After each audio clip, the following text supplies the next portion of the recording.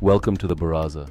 Here we demystify the miseducation of Africa and Africans by tracing our roots, values, and dissect our social issues. Let's talk. There's a question that keeps me awake at night. A haunting whisper in the back of my mind. Did our forefathers sell Africa? I mean, did they really sign away the richest continent on the planet? Because let's face it, no matter what we do, we always seem to come in second place to our own wealth.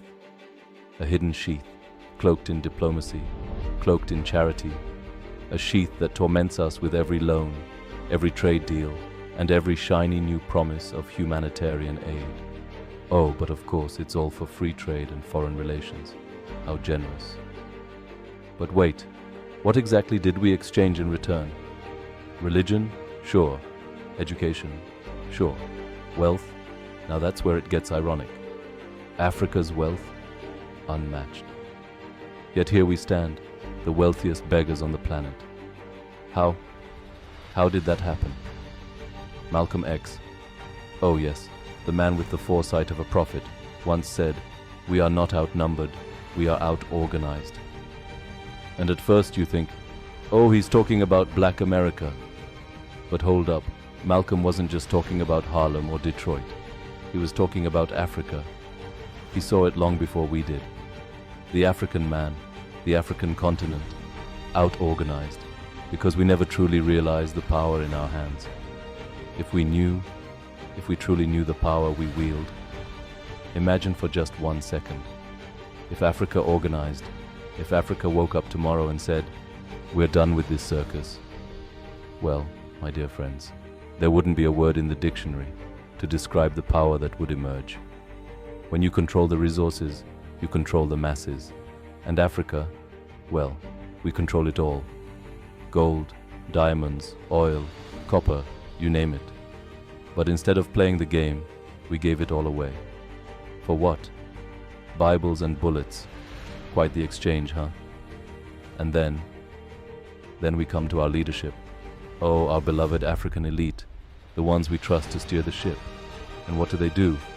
They carve up our land better than Salt Bay carves a steak. And what's left for the rest of us? The crumbs. Oh, delicious, delightful crumbs to fight over while they smile for the cameras and shake hands with our allies. But let's be fair. Maybe it's not their fault, right? After all, a hungry man has no morals. P.L.O. Lumumba, ever the realist, once said, "A poor and hungry man cannot approach any situation rationally." So you take a starving leader, throw a briefcase full of cash in front of him, and expect him to make the right decision for his people. Ha! You might as well expect a lion to go vegan. Take a moment to like and subscribe, as we journey across the continent on a quest to not only change Africa's narrative, but also educate and entertain. So here we are, our leaders, belly full and pockets heavy, seeking help from the very sheath that shackles us. To the east, to China, to the west, to America. And we, the masses, look on, bewildered, as they shake hands, sign contracts, and auction off the future of Africa for what? More debt? More dependence? Is this the grand plan? But the brilliance of it all, the sheer genius, is that the African sheath hides behind the faces of those we trust most, our own leaders, our very own. The ones we elect, cheer for, even praise on Sundays. Yes, they'll sit in the front row of the church, give their hefty donations, feel spiritually renewed for the week ahead. And then they go right back to robbing us blind. The hypocrisy is almost impressive. And if you think this is all just accidental, oh no, my friend. Let me take you back to 1835. Lord Macaulay's infamous address to the British Parliament, where he laid out the blueprint.